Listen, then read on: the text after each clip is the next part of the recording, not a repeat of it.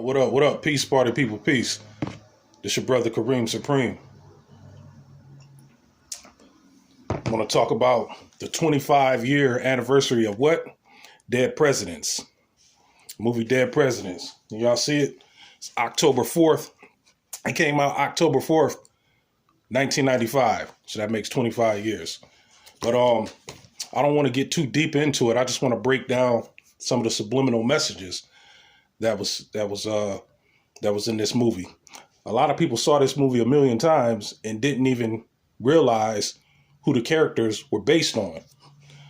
That's what I want to break down. Some of the characters, not all of them, just some of the key characters. What this movie represented was, it started off talking about the Vietnam War. Well, it started off with Lorenz Tate. His character was just graduating high school. He graduated high school and he went to the Army or the Marine. He went to the Marine Corps, sorry. And he went in at the height of the Vietnam War. Now, this movie addressed some of the issues that a lot of black people faced when they came home. Like, they faced unemployment. A lot of them came home and had PTSD. Back then, it wasn't a title for it. You know, they called it something else. They called it shell shock or something like that. But yeah, a lot of them came home shell shock with PTSD, and they couldn't find a job. You know, a lot of them came home sick, and I'm gonna get to that in a little while. But Lorenz Tate's character, his character just basically was a guy that went to the Marines, came home, couldn't find a job. He had a baby. He had a nagging girlfriend, and, you know, he was having nightmares. He was having flashbacks. You know, that happened to a lot of vets back in the 70s, you know, and, you know, it really wasn't taken seriously, you know, because like I said, they hadn't had a name for PTSD. They hadn't diagnosed it yet. And a lot of the soldiers came home hooked on drugs. Now, Chris Tucker's character, Skippy, he was hooked on heroin. Now, Cleon, he just represented the soldier, the psycho turned preacher, you know, the maniac turned good guy. You know, there wasn't really a real person that his character was based on. You know, it just happened. You know, some people be in the military and they be crazy, and then they find God or whatever, and they come home and become preachers, ministers, or whatever. But anyway, yeah, Lorenz Tate, he had PTSD. He was working in a meat market. He was seeing blood while he was cutting up the meat. Then he was having nightmares about all the shit that he saw over in Vietnam. And he developed a drinking problem. That's another thing. Now, it wasn't just drugs that those soldiers was getting hooked on. They was getting hooked on drinking, you know, alcohol, beer, liquor, whatever. And he had a drinking problem. And like I said, Skip, he got hooked on heroin. Heroin was over there too. Matter of fact, heroin opium or whatever it's called, it grew rapidly over there in Vietnam, certain parts of Asia. But anyway, yeah, there was a part in the movie where Lorenz Tate and Chris Tucker's character had met up after they had got out, and Skippy said something interesting. He said something like, I get a 50% medical bill. He was like, all I got to do is go to the mailbox. And Lorenz Tate said, how you pull a 50% medical bill? You know, ain't nothing wrong with you. You ain't wounded. And Skip said, well, some shit got into me over there. Now, a lot of people thought he was talking about HIV. Because remember, he was having sex with those Asians over there. No, he wasn't talking about HIV. And then he said it wasn't the heroin. In the movie, he never said what it was that got into him. All he said was his blood cells was all fucked up. He was talking about Agent Orange. Agent Orange fucked up a lot of soldiers, black and white and Hispanic or whatever. Agent Orange, and that was done by our own government. A lot of people don't know that neither. They was trying to kill the vegetation, and it ended up harming a lot of soldiers. It messed people. Vietnam was a terrible war, because you had to worry about the enemy, then our own government.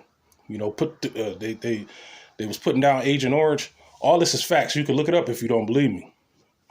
But next I want to talk about. I already talked about Cleon. He was crazy, chopping off heads, saving them as souvenirs. Then he became a preacher, and at the end he ratted them out.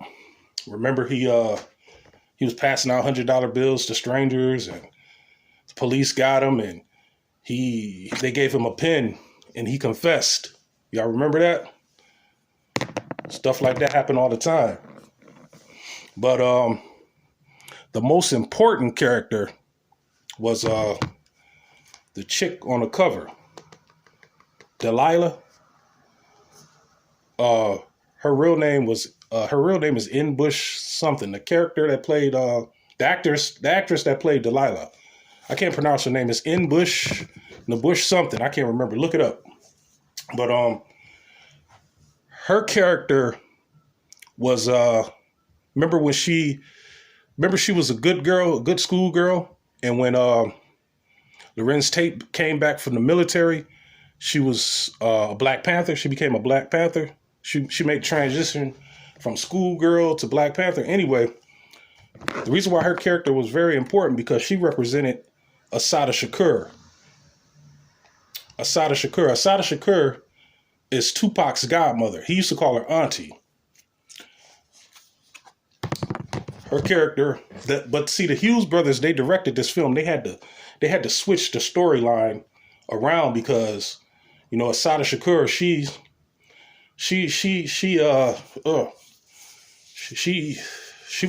did a lot of stuff.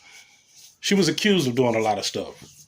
She was accused of killing 4 police officers, a New Jersey state trooper. Her real name is Joanne Chesimard. To all my real hip hop fans, on Public Enemy's song "Rebel Without a Pause," they was talking about Assata Shakur, aka Joanne Chesimard. Because there's a line where Chuck D said, "Recorded in order, supporter of Chesimard, loud and proud, kicking live next poet supreme, Lupa Trooper, Bazooka, the scheme." They was talking about how she killed a state trooper. Lupa Trooper, Bazooka, the scheme, Flavor, a rebel with his own mind. Assata Shakur, she was a rebel without a pause. So the Hughes brother had to switch up the story. They had to switch up the storyline because they didn't want to get into no legal troubles with Assata or any other, or any other of the characters. So they switched it up. Remember at the end, she came out of the dumpster with those 2 guns and pow, pow, pow, pow. She was shooting and she got shot. That didn't happen. Assata Shakur didn't die. She got shot, but she didn't die. The character died. But in real life, Assata Shakur, she got shot. They took her to the hospital and the police was beating her and choking her because they found out that she killed some other police officers. Like she held them for ransom or something and killed them, tortured them and killed them. We need more Assata Shakurs today, but that's a whole nother ballgame. But anyway, she went to trial. She represented herself. They found out that she was involved with a bunch of other bank robberies in the Bronx and in Queens. And, they locked her up. Now, the fascinating thing about this, she broke out of prison in 1979. She'd been on the run for 40 years. She broke out of prison and fled to Cuba. She's in Cuba to this day. And Cuba granted her political asylum. So America can't do nothing to her unless she ever stepped foot on American soil. Cuba granted her political asylum. That's why when Tupac died, she'd been in Cuba for 37, 38, close to 40 years. And that's why when Tupac died, everybody thought he was hiding out in Cuba with his aunt or his godmother. But that's not true. Rest in peace to Tupac. But for years, that's what people were saying. I thought he was in Cuba at first with Assata Shakur, but you know, time go on. You read, you read and you see all these videos, and the man's dead. You know what I mean? But anyway, yeah. Delilah's character was Assata Shakur, and good old President Barack Obama put her on the most wanted terrorist list. He did it. I think he put up $200,000 reward or a $2 million reward. I'm not sure, but that's public information. You can look that up for yourselves. Thanks, Obama. But anyway, now the Puerto Rican dude in the movie, Jose, same thing, just like Assata Shakur. His real name is Willie Morales. He was a part of the Puerto Rican guerrilla family and the FALN. It was an Armed Force National Liberation or something like that. And it was called the FALN he was a part of. And he was a bomb technician. And in the movie, he blew the doors off of the Brinks truck that they was trying to rob. But in real life, he was blowing up.